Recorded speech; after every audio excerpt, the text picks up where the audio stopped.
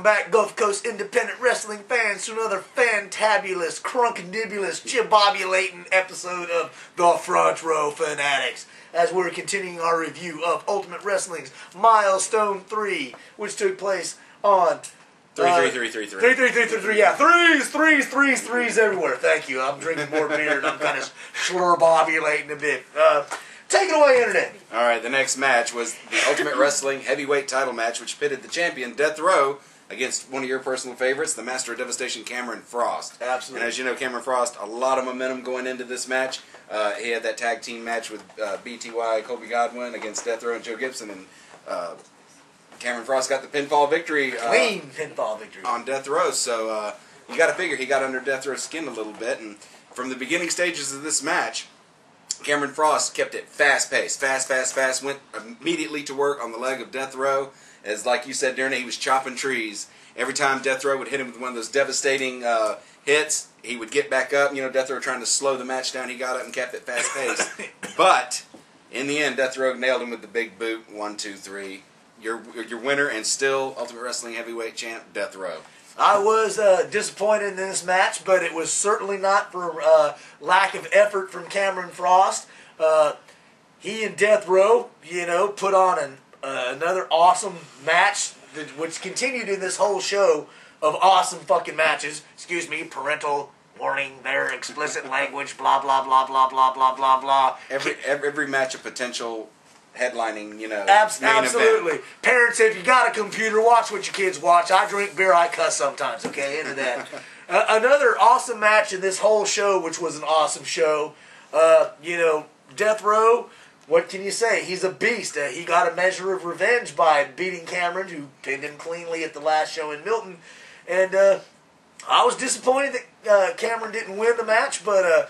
he's still there, I'm sure, in the title hunt for the Ultimate Wrestling Heavyweight Championship or the X Factor Championship.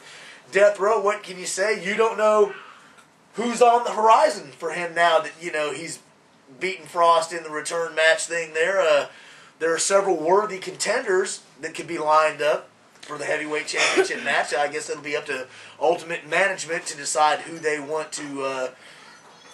have Death Row face, or have a tournament, or whatever, some unique innovation that, you know, Ultimate is famous for in doing things like that. So we'll just have to wait and see. And you have to wonder, I've said it before the past couple of weeks, chinks in the armor of Death Row. You know, with Cameron Frost being one of only how many people to beat him in the last 4 people, it shows that he can be beat. He is just a man. Absolutely. A very big, mean ball of rage man, but a man nonetheless. Absolutely. And, you know, he's sat there and, you know, you looked at the antagonism between he and Joe Gibson. He could be a potential I would love to see that. Contender for that belt. You know, BTY, after his victory over Joe Gibson, obviously could deserve a title shot. Brian Cage. Who? Yesterday's news, baby. Yesterday's news. That don't fly around here no more. I need a broom, man. Just sweep out the trash. But, you know, Death Row, he still holds on to the gold, and with the gold, he controls the power right now in Ultimate Wrestling. So it'll be interesting to see what he does and which direction he chooses to go in while defending that belt. So, you know, what can I say? But another awesome match in a series of awesome matches for this show. Absolutely, and that's going to lead us right into the main event. It was a tag team title match. It was a ladder match, and it pitted the then current tag team champions, the Invasion, which is Jerry Reiner and Justin Cruz, right, going up against the First Sons of Ultimate, Mr. USA T.A. Jones and Pure Doug Pitt. And, you know, looking at this match on paper, you would have to give the advantage to the Invasion. But then I always thought to myself, if T.A. Jones and Doug Pitt were to go into this match with the same passion and determination they had at the Ecstasy of Gold tournament when they originally won the tag titles, right, it could go either way. And in the end, it was the First Sons of Ultimate, T.A. Jones and Doug Pitt, that reclaimed their tag team titles. And that was an awesome, awesome match. Physically grueling.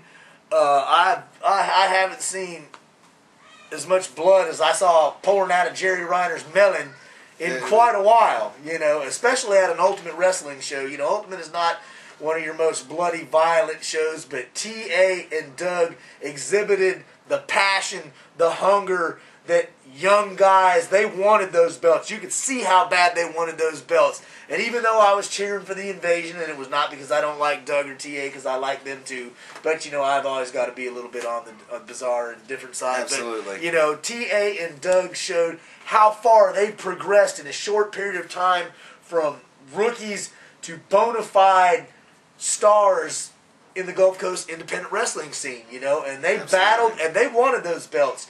You could see it, take nothing away from Ryder and Cruz. They didn't roll over, but TA and Doug, they took those belts. Absolutely. And a couple of high spots in that match.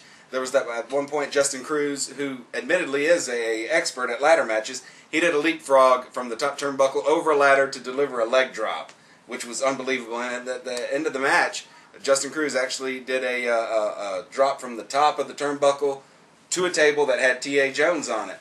And that pretty much rendered both of them incapacitated, which allowed Doug Pitt to take care of Jerry Reiner, climb the ladder, get the belts. And he took advantage of a beaten, bloody Jerry Reiner with a couple super Power Ranger kicks, I believe. Yes. And scaled the ladder, grabbed the belts, and reclaimed those Ultimate Tag Team Championships for the First Sons of Ultimate Wrestling in an awesome match.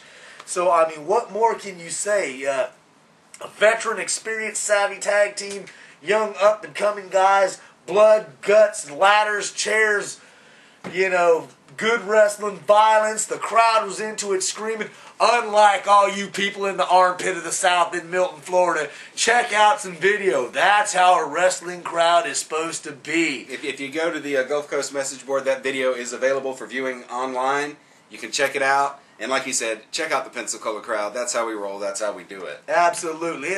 Armpit people up there, you need to get going or get gone. That's what I'm telling Alexander Hurst III, man. Either get them going or get them gone and find another venue, because those people don't deserve Ultimate Wrestling up there if they can't show anything more than for these hard-working athletes out there laying it out on the line. Risking life and limb. Thank you. Literally.